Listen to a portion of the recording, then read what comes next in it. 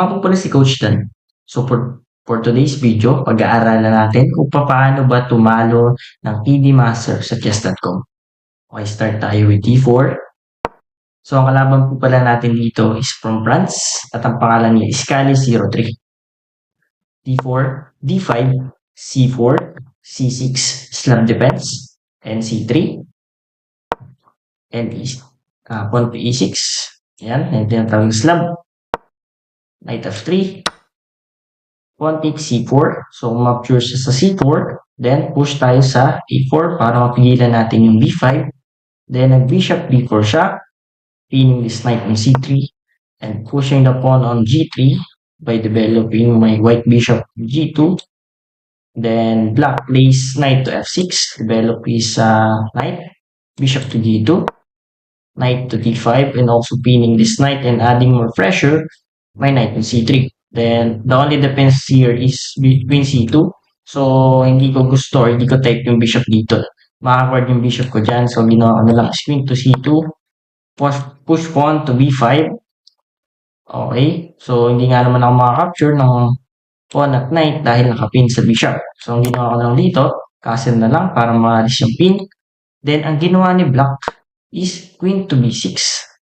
So, nilalagay niya yung mga pyesa niya sa queen side, hindi siya agad nagkakasling. Bakit kaya?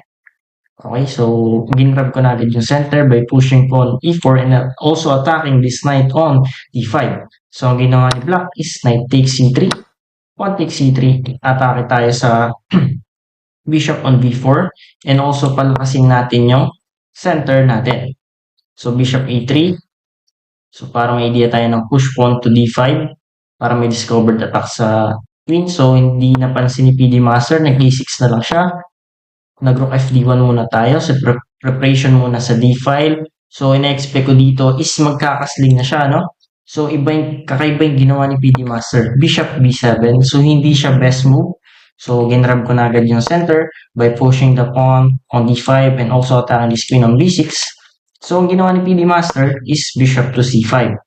So, kinapture ko na agad yan. Queen takes C5. So, dito, napansin ko, weak yung pawn sa E6. Kinap ko na agad. Takes. Knight D4. Queen to E7. Okay. Tatanungin ko kayo guys. Paano kaya mag-add tayo ng pressure sa E6?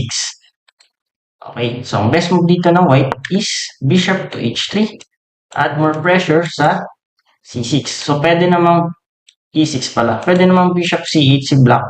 Pero, nasa ilalim lahat ng mga pyesa niya. So, hindi na napansin na ni PD Master. Nag-push na lang siya sa E5. Yan ay blunder.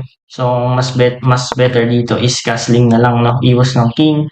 Then, pag nag-bishop takes or knight takes, merong iwas ng rook or iwas na lang ng king. So, hindi niya yung ginawa. Ang ginawa niya is pawn to E5. So, kung ikaw yung white, ano kaya mas magandang gawin ni white? Knight to F3 or knight to F5? Pwede nyo i-post. Okay, thank you.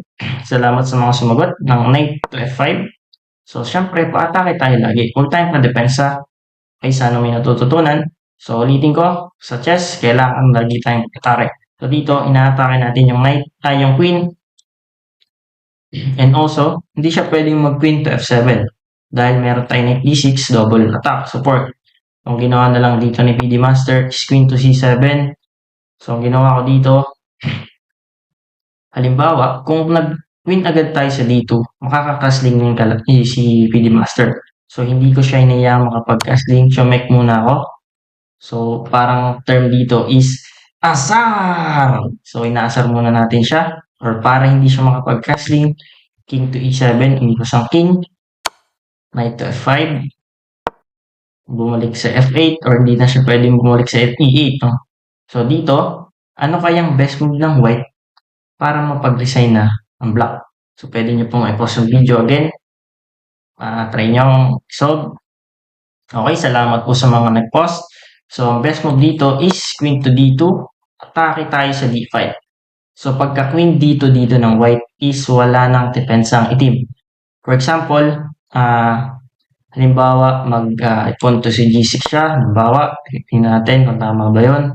Meron tayong queen H6 ba or mas magandang queen D8. Wait lang.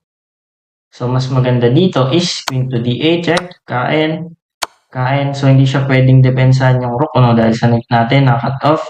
So, only move niya lang is King to F7, then takes, takes. So, winning na ang white dito dahil di makadevelop ng basta-basta yung knight. Pupush pa siya. Kinin lang natin. Then, winning na tayo. Okay, that's all. So, dito hindi ganyan na nangyari. Tingin tayo. Check. Pagka queen dito, ginawa ni PD Master is nag-bishop C8 siya. Check. Then, nag-resign. Okay, sana may natutunan. That's all.